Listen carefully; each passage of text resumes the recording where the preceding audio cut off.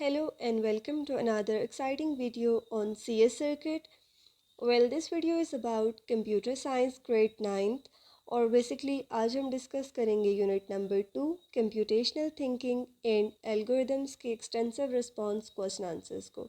Alright, so do like and subscribe as well, and without wasting your time, I'm gonna start this video.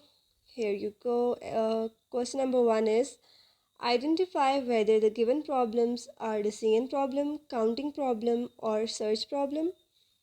Write your answer in front of each problem given below. Alright, so first one is, does a given binary string have an even number of zeros? Basically binary string में पूछा जा रहा है कि उसमें even number of zeros हैं या once भी हो सकते हैं, ठीक है। तो बेसिकली इसमें हमने जो है वो डिसाइड करना है, कोई हमने डिसीजन लेना है, ठीक है। So it's a decision problem. Alright, second one is flipping a coin result in head or tails. I flip a coin 20 times. How many different sequences of heads and tails are possible? Basically इसमें हमने जो है वो counting करनी है, ठीक है। So it's a counting problem. Then third one is, does a certain Java program say yes to an empty input? It's also a decision problem. Fourth one is, how many ways can letters of the word triangle be arranged? This is counting problem. इसमें हम count करेंगे, then हमें idea होगा कि triangle को कितनी दफ़ा जो है वो अरेंज किया जा सकता है, ठीक है। Then we have n queens problem where the goal is to place 8 queens on a chessboard such that no queen attacks any other. This is basically search problem. Okay, n queens problem is search problem. यहाँ पे हम जो है वो search करके ही find out करते हैं, ठीक है, चेस बोर्ड में। सो नेक्स्ट स्लाइड में मैंने इसको जो है वो लिख भी दिया है, सो आपके लिए आसानी हो। Okay, question number 2 is, a student has to take one course of physics, one of science and one of mathematics. He may choose one of 3 physics courses like P1, P2 and P3, one of 2 science courses S1 and S2, and one of 2 mathematics courses like M1 and M2. In how many ways can this student select the 3 courses he has to take? Basically जो student है उसके पास 3 choices हैं physics के लिए, 2 choices हैं science के लिए और 2 ही चॉइसेस हैं मैथमेटिक्स के लिए, ठीक है। तो हम इसको फाइंड आउट करने के लिए क्या करेंगे कि हम like 3 times physics then 2 times and then into 2, यानी कि हम इनको आपस में मल्टीप्लाई कर देंगे। So the right answer will be 12 ways. Okay, so in 12 ways students can take courses. Okay, question number 3 is, create an IPO chart which will accept the ages of 4 boys and calculate their total age and average age. The program must display both the total age and the average age. Okay, IPO is basically input process output model. Okay, इसको basically इसमें जो है ना 3 चीज़ें होती हैं, input, process और output. यानी कि जो भी हमारे पास प्रॉब्लम दी जाती है हमें उसका एक क्लियर ओवरव्यू मिल जाता है, ठीक है, उसको समझने में हमें आसानी होती है। सो इसलिए जो है वो सॉफ्टवेयर इंजीनियर्स और डिफरेंट जो है वो डिज़ाइनर्स आईपीओ मॉडल को यूज़ करते हैं ताकि प्रॉब्लम की नेचर को इजीली समझा जा सके, ठीक है। So we will input age of boy 1, then 2, then 3 and then 4, ठीक है। प्रोसेसिंग इसमें क्या होगी कि except the age of 4 boys, और इसमें जो है वो आउटपुट आ जाएगी, टोटल एज आएगी 4 बॉयज़ की, ठीक है ना। सेकंड पे जो है वो इसको कैलकुलेट किया जाएगा, total age equals to obviously age 1, age 2 and age 3 and age 4। Average age को जो है वो कैसे फाइंड किया जाएगा, यानी कि सिंपल एवरेज का फॉर्मूला हम लगाएंगे, टोटल एज को हम डिवाइड कर देंगे 4 से, ठीक है। Then display the total age and average age, और आउटपुट जो है वो टोटल एज भी आउटपुट हो जाएगी और एवरेज एज भी। Okay, question number 4 is, create an IPO chart of a scenario that allows a user to enter in 2 numbers. The operation to be performed is either addition, subtraction, multiplication or division, and accordingly the output should be given to the user. Alright, so input process and output में input में हम सबसे पहले जो है वो पहला number ले लेंगे, like we have taken a variable num1, number को हमने जो है वो num1 से डिनोट किया, ठीक है। फिर हम जो है वो फर्स्ट नंबर जो हमारा num1 है उसको एक्सेप्ट करेंगे।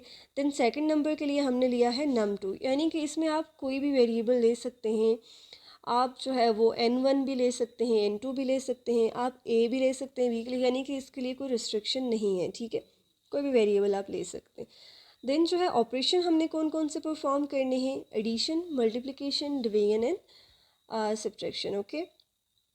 तो हम प्रोसेसिंग में क्या कर देंगे, इन ऑपरेशंस को एक्सेप्ट करेंगे, ठीक है।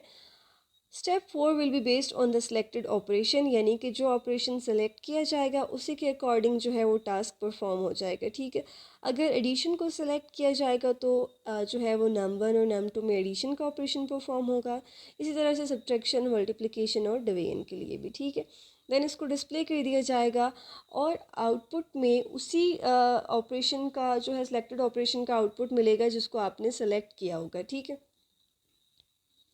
Question number 5 is, the child wants to plan birthday party for their friend. Try an IPO chart of this situation. Write down properties on computational thinking. Alright, IPO chart to plan a birthday party is here. Input में आपके जो है वो आप कोई भी choose कर सकते हैं। यहाँ मैंने जो चूज़ किया you can choose your friends favourite theme, ठीक है। Then you can input number of guests, budget for the party, location for the party, date and time, party supplies like decorations क्या होंगी, food items किस तरह के होंगे, ठीक है। एक्टिविटीज़ कौन कौन सी परफॉर्म की जाएंगी, इनविटेशंस, ठीक है। देन इसमें फर्स्ट वन में जो हमारे पास प्रोसेसिंग का टास्क परफॉर्म होगा वो ये होगा कि you will choose a party theme based on friends favourite things, right. Then number of guests, you will decide the number of guests to invite. Then you will plan the budget for the party, including food, decorations, and activities as well, okay. Then you will choose location for the party, आप घर में करना चाह रहे हैं, कहीं आप outdoor plan करना चाह रहे हैं, ठीक है। Then you will obviously set the date and time for the party, purchase or prepare party supplies like decorations, cake, and snacks as well. Plan activities and games to entertain guests and then send an invitation to the guests. Set up the party location with decorations and arrange the supplies. And host the party and enjoy the celebration with a friend.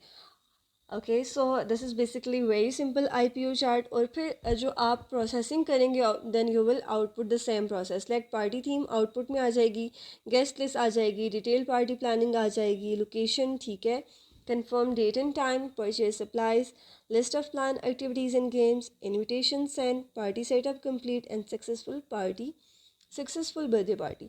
Basically जो IPO chart हैं वो help out करते हैं कि problem का जो भी scenario है उसको ईजिली जो है वो मैप किया जा सके ताकि हम उसको इजीली अंडरस्टैंड कर सकें, ठीक है, to for decision making, okay, और for further to solve a problem, right. So part B है क्वेश्चन का, properties of computation thinking according to this birthday party plan, okay. First of all decomposition, यानी कि problem को जो है वो small parts में जो है डिवाइड किया जाएगा, ठीक है। Just like breaking down the party planning process into smaller task such as choosing a theme, setting a budget and organizing activities, okay. यानी कि जब हम इसको स्मॉल पार्ट्स में डिवाइड कर देंगे तो ऑब्वियसली इसको जो है हैंडल करना, इसकी जो है वो मैनेजमेंट करना आसान होगा, ठीक है। Then second one is pattern recognition, identifying similarities from previous parties or other celebrations to make planning more efficient। यानी कि जब आप कोई similarities कोई जो है वो पुरानी पार्टी से जब आप लेंगे तो आपको ये अंडरस्टैंड करने में समझने में आसानी होगी, आप इजीली जो है वो विदाउट एनी हार्ड एफर्ट आप जो है वो पार्टी को अच्छे से प्लान कर सकते हैं, ठीक है। Then abstraction, focusing on key elements of the party like theme, guest list and budget and ignoring less critical details until later। यानी कि आपने फोकस करना है कि जो पार्टी की जो है वो की एलिमेंट्स हैं, जो एसेंशियल्स हैं, आपने उन पर फोकस करना है, ठीक है। और जो इरेलीवेंट डिटेल्स हैं उनको आपने इग्नोर कर देना है, ठीक है।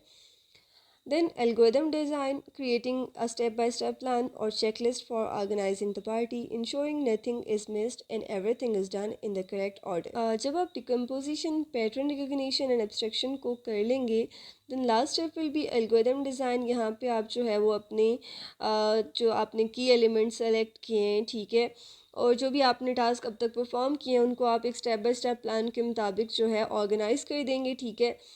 ताकि आपको जो है वो पार्टी को प्लान करना कम्प्लेक्स ना हो, ठीक है। Alright, so this was all about unit number 2, extensive response question answers.